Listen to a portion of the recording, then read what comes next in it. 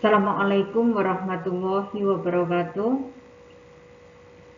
Selamat pagi teman-teman semua. Bagaimana kabarnya? Semoga semuanya sehat walafiat.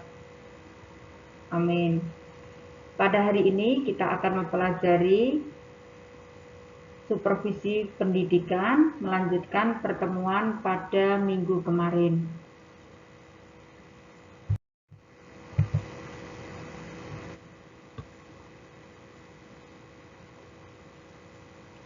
Supervisi merupakan usaha untuk memperbaiki situasi belajar mengajar, yaitu supervisi sebagai bantuan bagi guru dalam mengajar untuk membantu siswa agar lebih baik dalam belajar.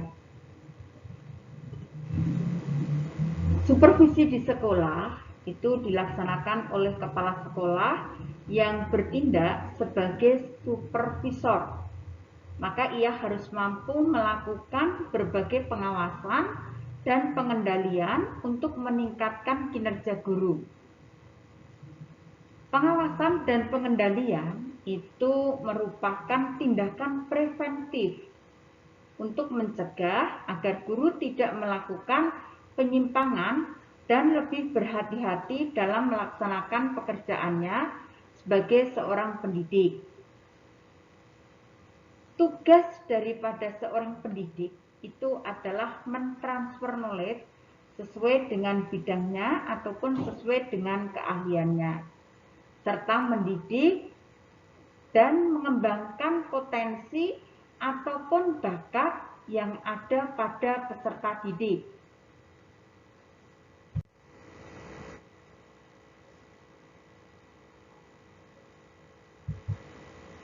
Jadi supervisi pendidikan itu merupakan usaha memberi pelayanan agar guru atau tenaga pengajar itu menjadi lebih profesional di dalam menjalankan tugasnya melayani daripada peserta didik.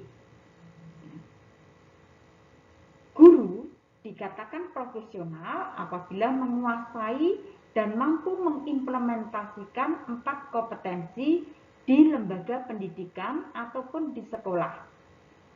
4 kompetensi tadi diantaranya yang pertama adalah kompetensi pedagogik, kemudian yang kedua adalah kompetensi profesional, kemudian yang ketiga adalah kompetensi kepribadian, dan yang keempat adalah kompetensi sosial.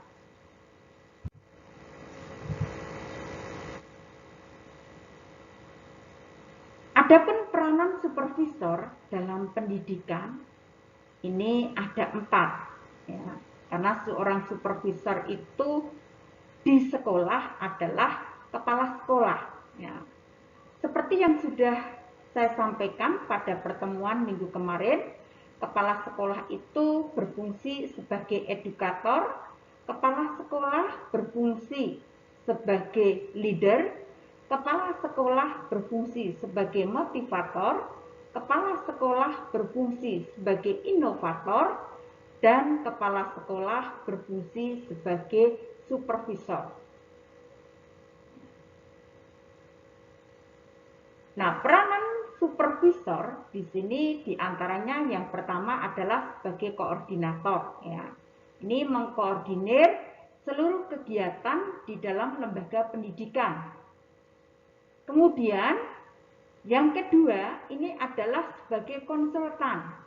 Jadi memberi konsultasi ya untuk membantu tenaga pendidik dan kependidikan terkait dengan tugas yang diembannya. Ya. Selain itu, kalau ada permasalahan-permasalahan, maka sebagai seorang supervisor harus mampu memberikan solusinya. Kemudian yang ketiga adalah sebagai pemimpin kelompok ataupun leader. Dan yang keempat adalah sebagai evaluator.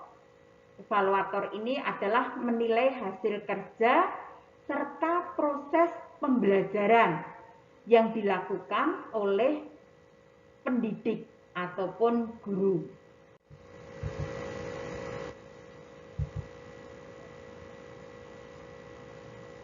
Tujuan utama supervisi daripada pendidikan ini adalah mengembangkan situasi daripada pendidikan. Selain itu, tujuan daripada supervisi pendidikan yang lain itu adalah meningkatkan pertumbuhan profesional guru yang bermuara pada pengembangan ketenagaan dan upaya mendayagunakan sumber daya insani tenaga kependidikan. Kemudian, tujuan supervisi yang lain memperbaiki dan meningkatkan daripada pembelajaran peserta didik. Jadi, dengan adanya seorang pendidik itu disupervisi oleh seorang supervisor, diharapkan bisa meningkatkan daripada daya serap peserta didik. Peserta didik lebih memahami materi yang disampaikan oleh guru, kemudian hasil belajar daripada peserta didik itu memuaskan.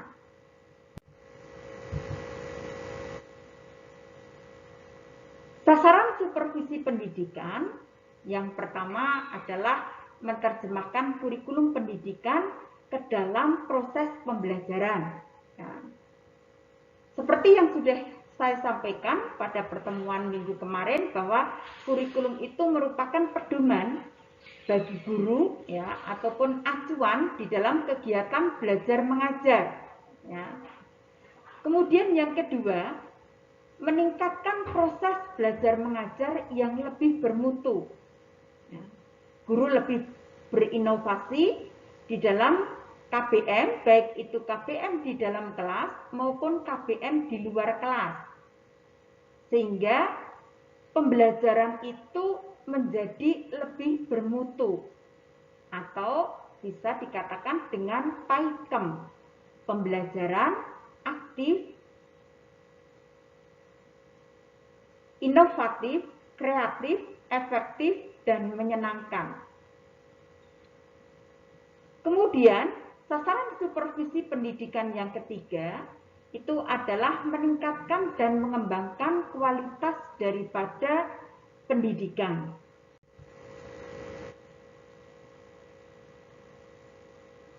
Selain itu, fungsi supervisi itu adalah untuk meningkatkan pengetahuan dan keterampilan setiap anggota ataupun staf. Kalau di lembaga pendidikan, meningkatkan pengetahuan ataupun keterampilan tenaga pendidik dan kependidikan. Tentunya di sini, sebagai seorang kepala sekolah atau sebagai seorang supervisor harus memotivasi tenaga pendidik dan kependidikan untuk meningkatkan yaitu pendidikannya.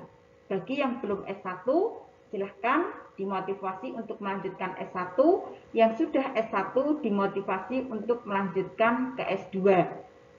Kemudian di lembaga itu harus ada program workshop, kemudian seminar nasional, seminar internasional, simposium, diskusi panel, dan lain sebagainya. Sehingga apa? Dengan adanya tenaga pendidik dan kependidikan ya mendapatkan ilmu ya, maka akan terjadi perubahan mindset pada individu yang belajar. Secara otomatis akan terjadi perubahan perilaku juga. Dan itu akan berdampak positif pada kegiatan belajar mengajar yang dilakukan oleh pendidik baik di dalam kelas maupun di luar kelas.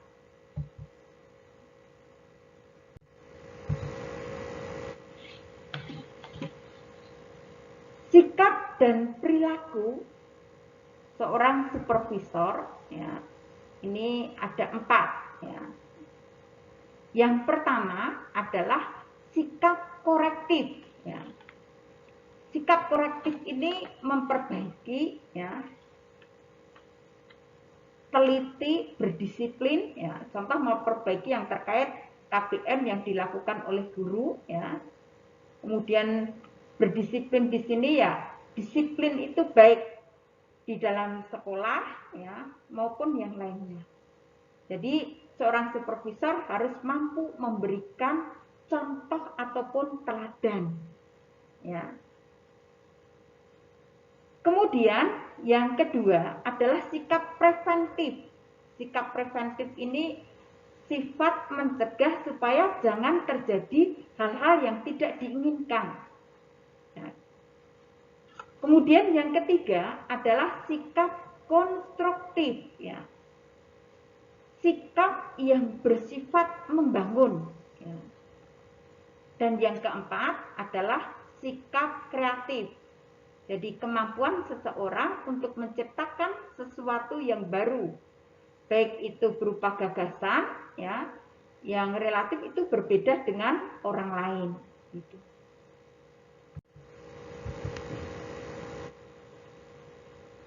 Kemudian prinsip daripada supervisi pendidikan itu yang pertama adalah prinsip ilmiah atau saintifik, kemudian yang kedua adalah demokratis, dan yang ketiga ini adalah konstruktif dan kreatif. Yang keempat adalah kooperatif. Yang pertama, prinsip ilmiah. Ya, ini mencakup diantaranya sistematis. Ini berarti dilaksanakan secara teratur, berencana, dan kontinu. Kemudian yang kedua objektif. Ini berarti ada data yang diperoleh berdasarkan observasi nyata. Jadi bukan merupakan tafsiran pribadi. Kemudian yang ketiga, menggunakan instrumen yang dapat merekam data.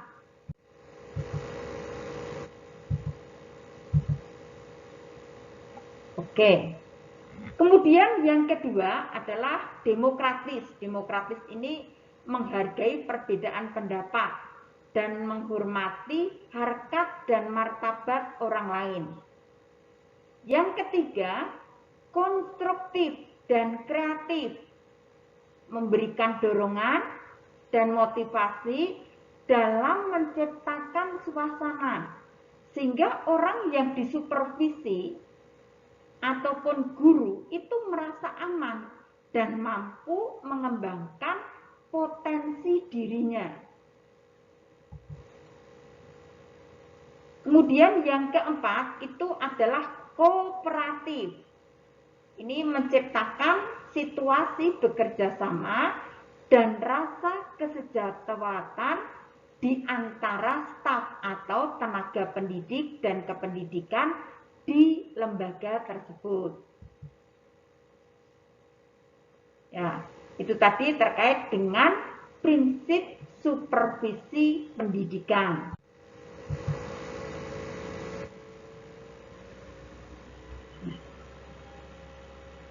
Adapun jenis-jenis supervisi, ini yang pertama adalah supervisi akademik. Ya. Supervisi akademik itu supervisi yang menitik beratkan pengamatan supervisor pada masalah akademik, yakni hal-hal yang langsung berada dalam lingkungan kegiatan pembelajaran pada waktu siswa sedang dalam proses pembelajaran. Kemudian yang kedua adalah supervisi administrasi. Ya. Ini supervisi yang menitik beratkan pengamatan supervisor itu pada aspek administrasi. Ini yang berfungsi sebagai pendukung dengan pelancar terlaksananya pembelajaran. Ya. Contoh saja, ya, sebelum guru itu disupervisi, maka harus mempersiapkan yang terkait dengan administrasi pembelajaran. Nah, administrasi pembelajaran yang dibuat oleh guru itu berisikan tentang pertama KADIK, kemudian yang kedua PROTA, program tahunan, yang ketiga PROMES atau program semester, kemudian yang keempat adalah silabus, yang kelima RPP, yang keenam KKM, yang ketujuh jurnal guru, daftar nilai, dan lain sebagainya.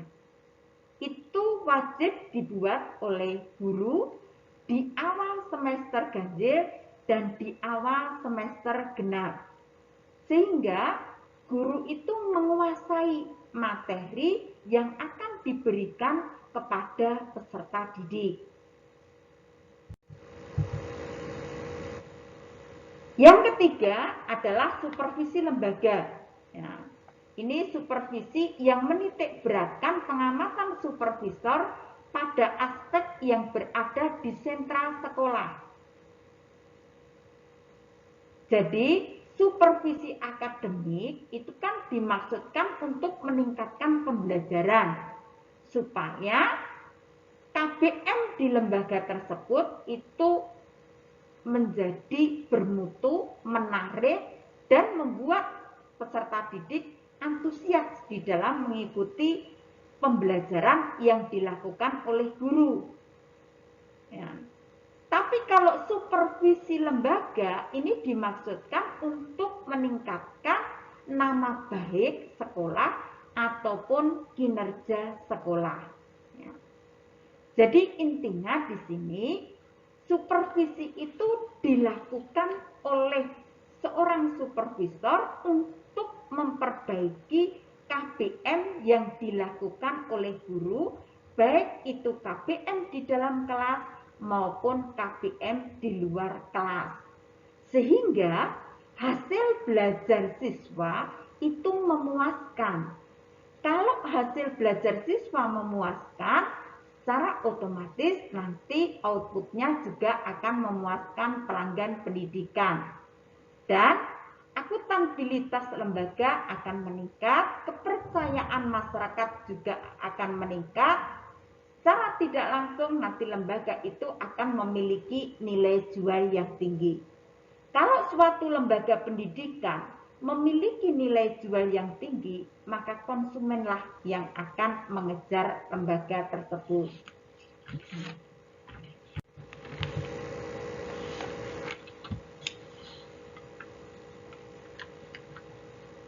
Demikian tadi teman-teman pembelajaran tentang supervisi pendidikan. Tugas teman-teman semua adalah silahkan dibuat resume ataupun kesimpulan dari pembelajaran tadi. Ya. Dan mudah-mudahan pembelajaran pada pagi hari ini bermanfaat. Ya. Saya kira itu saja dan terima kasih. Billahi taufik wa hidayah. Assalamualaikum warahmatullahi wabarakatuh.